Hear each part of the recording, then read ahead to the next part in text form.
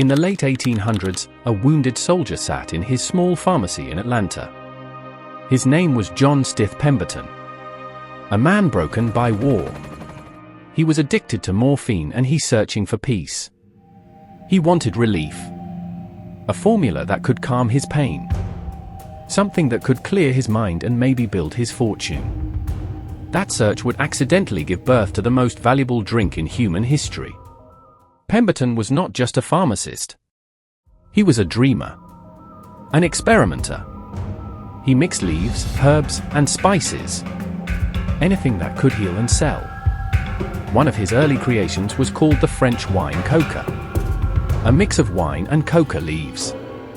When Atlanta banned alcohol, he replaced the wine with sugar syrup.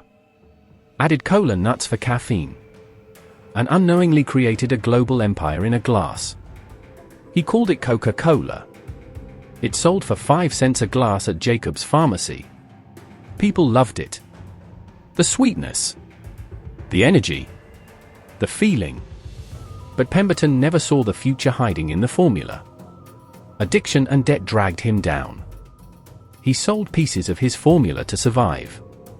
Before his death in 1888, he lost almost everything.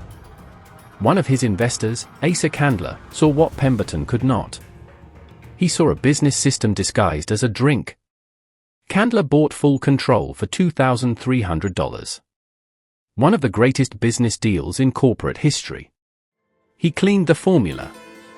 Pushed bold marketing. Distributed syrup to soda fountains across America. Then came 1899. 2 lawyers from Tennessee came with a proposal. They wanted to bottle Coca-Cola and sell it everywhere. Candler thought bottling was small.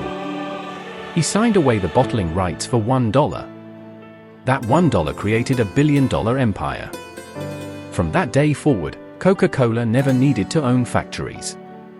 Never needed to own trucks. Never needed to touch production. The company sold syrup to independent bottlers. They handled cost, labor, and risk. Coca-Cola kept the formula, the brand, and the profit. This was not manufacturing. This was financial architecture. Every bottle sold anywhere in the world sent money back to Atlanta. Without Coca-Cola owning a single factory. While competitors built assets, Coca-Cola built leverage. It became a cash flow machine that earned before production even started. Bottlers paid up front. Coca-Cola earned before the product reached shelves. Factories could struggle. Workers could strike. Markets could fall. But Coca-Cola continued to profit because Coca-Cola did not build factories. It built a system. Through the 20th century, that system grew into a financial web. Coca-Cola entered countries not through ownership, but through contracts and control.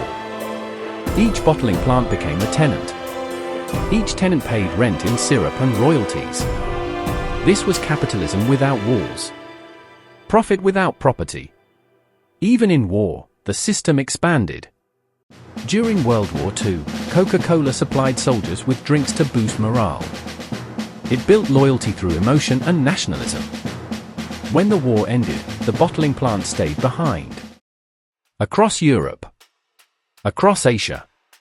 Permanent financial footprints disguised as factories. Coca-Cola turned conflict into expansion. While nations rebuilt, its network grew. But Coca-Cola's real genius was never the drink. It was the psychology behind it. Coca-Cola sold more than sugar. It sold memory. Joy. Belonging. The red label became emotion itself. It became nostalgia in a bottle. A reminder that happiness could be bought, shared, and branded. That emotional bond made the financial system unbreakable. Because people can stop buying products.